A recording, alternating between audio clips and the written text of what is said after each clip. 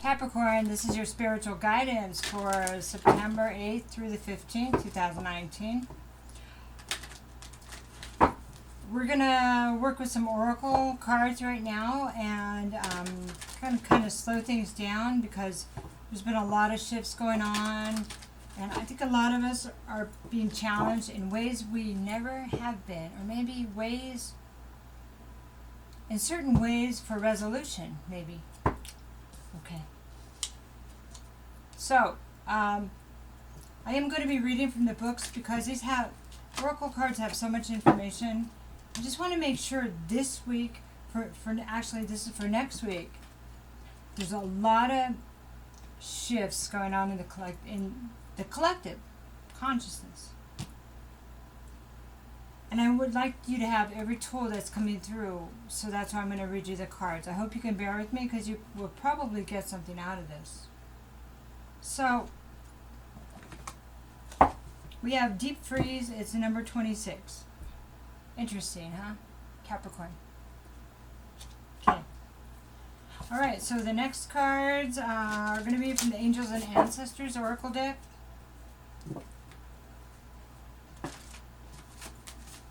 See, there's so many messages that we're not always able to give even if we have them memorized. But right now, there's so much going on, and there's major decisions that the way you are feeling right now may affect where you're going to be in the next 12 years, based on Saturn coming out of retrograde. It's about karma. So we have the Elder, move beyond ancestral patterns. And that's timely, right? I think they heard me. Or you.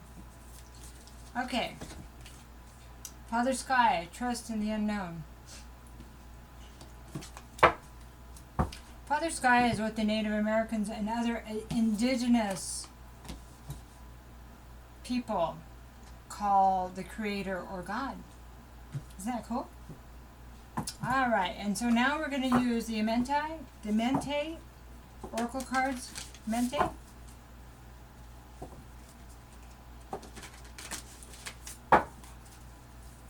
What's really cool is I'm seeing that they're all different perspectives, different cards, different oracles, and how they all tie in together with the situation. So this can resonate all or in part, so if this is not your story, there's plenty of other readers. But you know what? When people give me a thumbs down, it kind of makes me feel like that I triggered them. And that I really don't mind that. Because then they're going to think about it. That's all we want, right? Okay, I do good.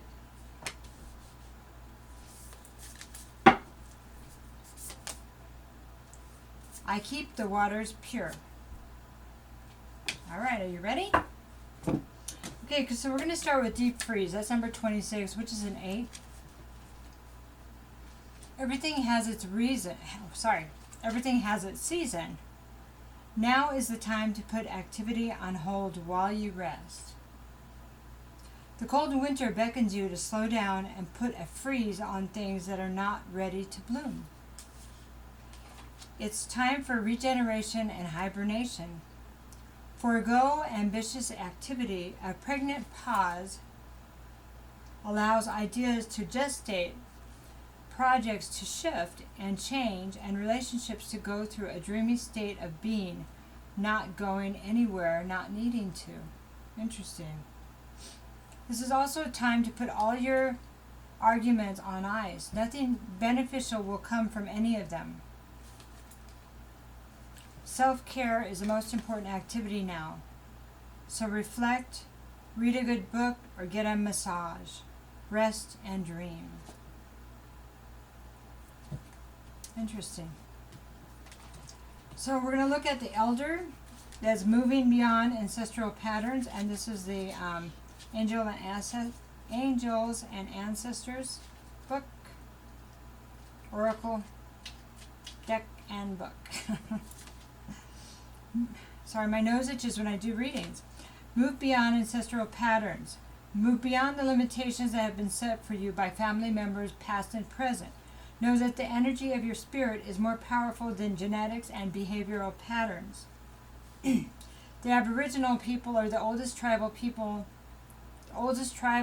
still living on the planet. Their hunter-gatherer culture and ancient spirituality are rooted in tradition and balance with the earth. So the Aboriginal ancestors are offering you not only wisdom that will help you heal and adapt to an ever-changing planet, but also an understanding of what a spiritual life should be.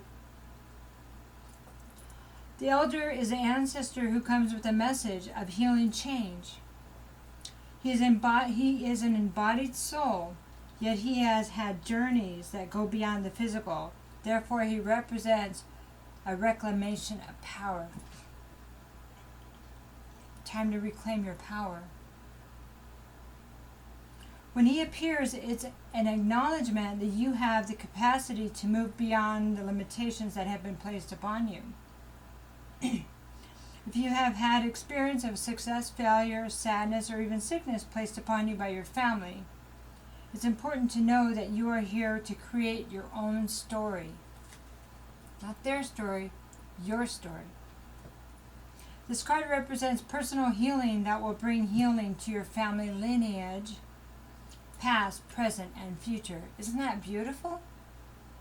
Know that you get to decide what to take on. And also, know that your ancestors are rooting for you and are sorry for any setbacks they have created for you.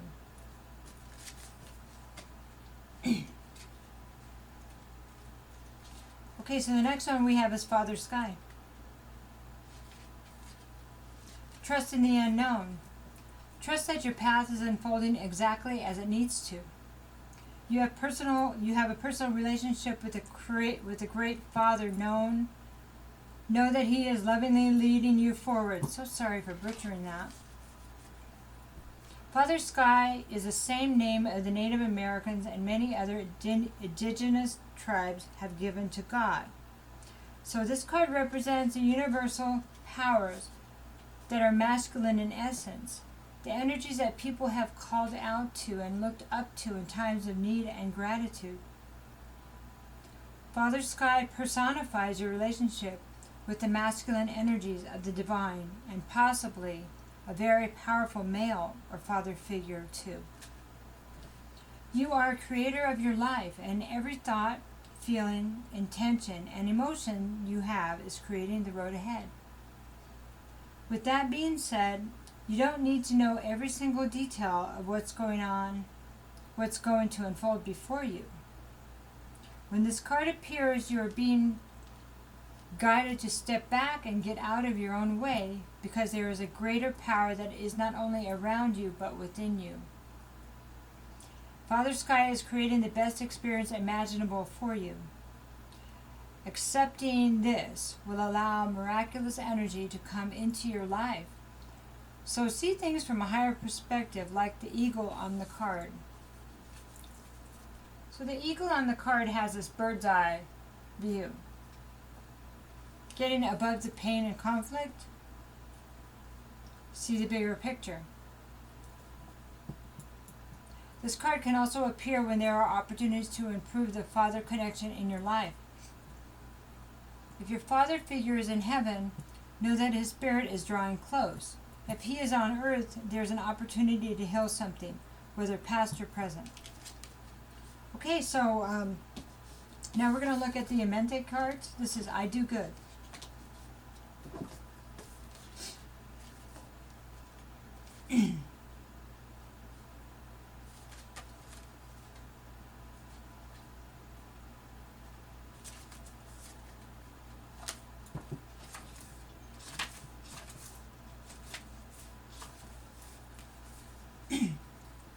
In physics, the conversation of energy means that energy can neither be created nor destroyed.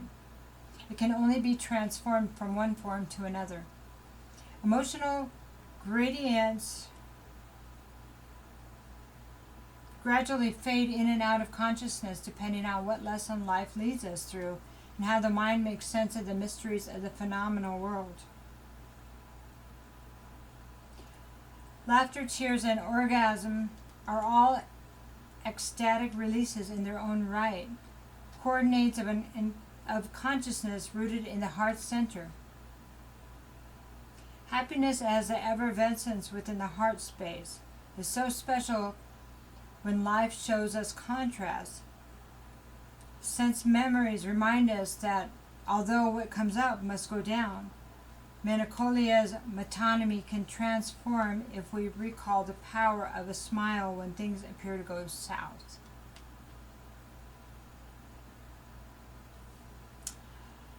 The nebulousness of emotion and how energy is conserved can present a challenge when attempting to do good in every effort, especially if you are looking to live in alignment with this particular ideal. The nebulous notion of good is often subjective and construct of culture and imagination, and what truly defines something as the antithesis of bad can be theorized to be the energy behind an action.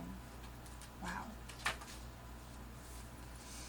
As energy is something that cannot be created, but rather cultivated and transformed, we empower the invisible world by embodying the heart-based emotions in our actions, reactions, choices, and connections. Good as primary option is an offering or an articulation of the way, kind deeds, warm deeds, and a devotion to being the best possible person you can be. The etymology of gospel finds its truest root in the Greek word euangelion. I'm butchering it, but it means good news, I'm sorry. An ancient tradition spoke of the most sacred actions and created stories of all time from lip to ear. Good books which spread good news allow words to exist in three-dimensional objects so that the testimonies of history and the accounts of great mysteries can be studied and observed. Goodness embodied allows for an existence in which is history in motion, motion expressed in the highest form, energy transformed into a testimony of life lived in alignment with loving kindness, and a conservation of affection to cause an effect in a world in need. With every deed done, time becomes dented with dignity. Human hearts expand further away from density, and the light of earth shines brighter than before. I do good. So it sounds like good and bad are kind of subjective, right? But I think it's interesting that it also spoke of the written word and history. And that our stories need to be written of. The true stories need to be written of and kept to help others.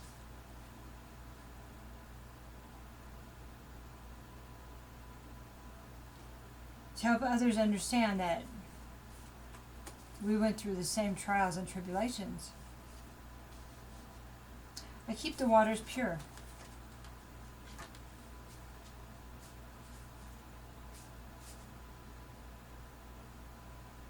That did not come out the way I thought it would. I think that's interesting. 36. Okay. In Egyptian mythology, Nun or Nu is a deification of water and understood to be the representation of the primeval waters of chaos, which existed before giving birth to the land. Primordial waters? From an elemental standpoint, water is represented as a realm of emotion, the subconscious, and intuition. Alchemically speaking, water is feeling, which finds a relationship to earth as sensation. And though a connection of these elements, and through a connection of these elements, a structured thought is born. So feeling and sensation. Feeling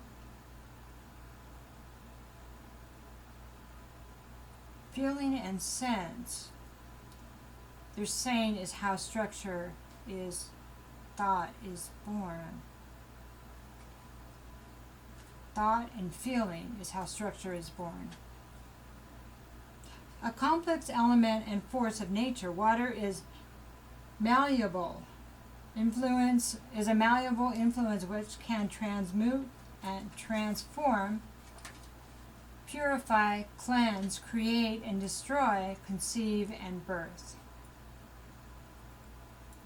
In holding the intention of I keep the waters pure, we look beyond the element or deity to water as a metaphor, whose lesson permeate substance and spirit, as water is a life force that is ever present, fluent in lunar language as it moves with the tides and the symbolic representation of the subconscious mind. The path of self-inquiry and initiation into higher levels of thought and experience asks the candidate to make the unconscious conscious by exploring the abyss of the subconscious mind.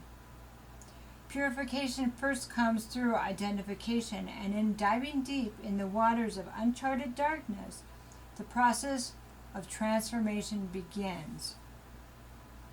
You will free yourself when you learn to be neutral and follow the instructions of your heart without letting things perturb you. This is the way of Ma'at. This is an Egyptian proverb. The depths of the subconscious may show us our demons, such as fear, hatred, and anger, which in turn manifest into a material world through detrimental actions like tyranny, fanaticism, and ignorance. As we look into this reflecting pool of unresolved trauma, we must be reminded that all we will ever see looking back is our own reflection.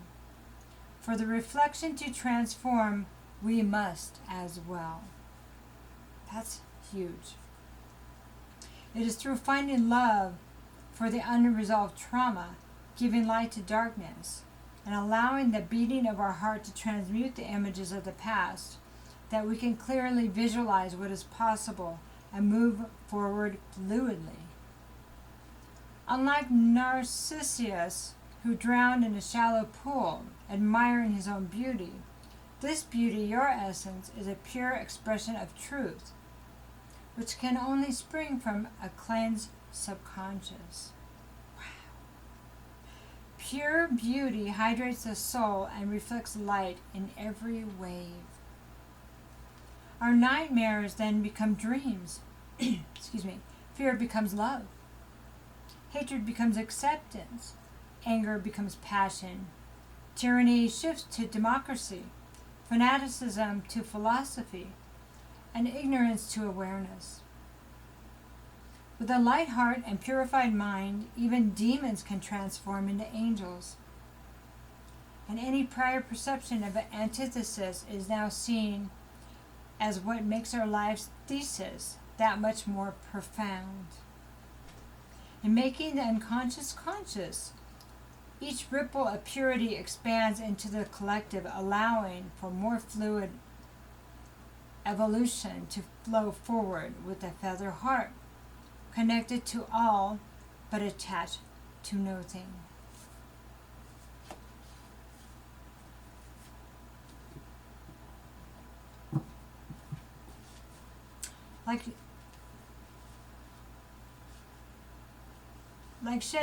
Like putting a light on the shadows, so they're not scary anymore, and so they can't control you because you know what they are. Oh yeah, that's that. Oh yeah, I'm doing that because of that. And thus you're set free. Facing things, the fear of what that memory may mean, as a lack of memory may mean, isn't so hard. Once you face it, you deal with what you have, what you know. And then you get through it. And that's how we heal. And that's how we can take control of our lives again. So we're going to do a little bit of tarot.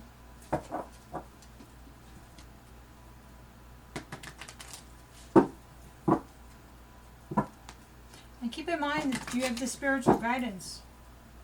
You're also being held still to cleanse that. And the elders they're encouraging all of us to move beyond our family patterns and to clean them out and forgive. And clean our reflection, clean who we are. And then what will be reflected back to us will be amazing. So above, below, so within, without, within, without. What we are is what we see. That's a hard one, but it appears that's one of the key messages. King of Wands. We're going to do a little tarot to wrap it up. The Fool reversed. Strength reversed. Emperor. Three of Pentacles. Okay.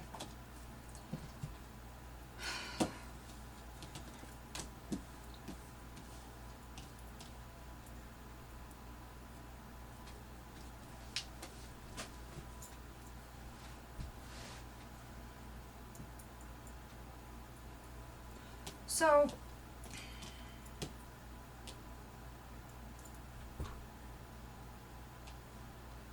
trying to figure out which one to look at first. So I have this Three of Pentacles here. And this card talks about working with other people. And it's like an apprentice, you know.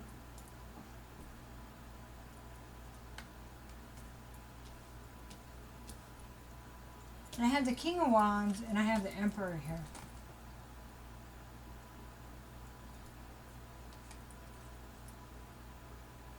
The Emperor is someone that's really organized, and this could be somebody, but it could also be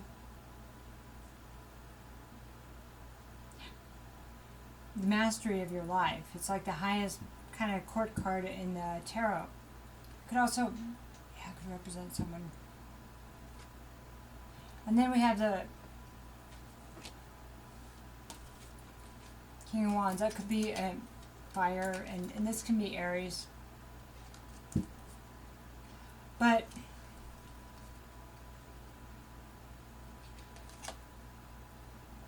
this is somebody that is very established. You know, they could be somebody that builds things. I mean, this is somebody that the Emperor builds empires. Organized, passionate, but very, you know, maybe not easy to talk to, down to earth, stubborn is like one of the traits because he's kind of done it all, right? I don't know if these are representing family members. And then we have this King of Wands. Now this can be a fire sign like Leo, Sagittarius, or Aries, but here's a double Aries. Maybe it's an Aries. Kind of feels like a family member. And then we have Strength reversed. So this is a Leo card, but it's also, yeah, Leo. So it's fire. So we got a bit of fire going on here. Not having the strength. Feeling like you don't have the strength to overcome these powerful people. People that you're up against. But remember, it's a reflection of, maybe it's a reflection of you feeling powerless. If you don't have the strength, does that mean you're powerful? Probably not. You don't want to make the same mistakes you made before for whatever this is about. Maybe just in general going in your life. But remember, Father Sky knows what you want and is here to help you. And the elder says to, while you're in this holding pattern, to think about the patterns. Think about what needs to change in your family. And you start with you. If you change you, don't worry about changing other people. You know that don't work. Other people will reflect where you're at. It's weird how that happens, but it works. And sometimes I forget to do that. And I do these cards and I go, oh yeah, it'll be easier to work with people then. But the change always has to come from us first. It's like that saying, be the change you want to see in the world. Well, how are they showing up to you that you would like to change? And just be that. Show up that way. That seems simple. The intent is a good place to start.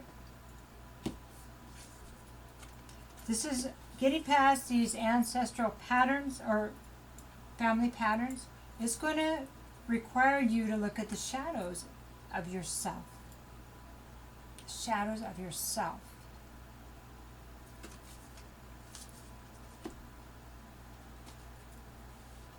By looking at your own shadows and how you block your own emotions, or you're afraid of other emotions, or to look at certain things, will help you see how it all ties in together. But the time is needed for reflection.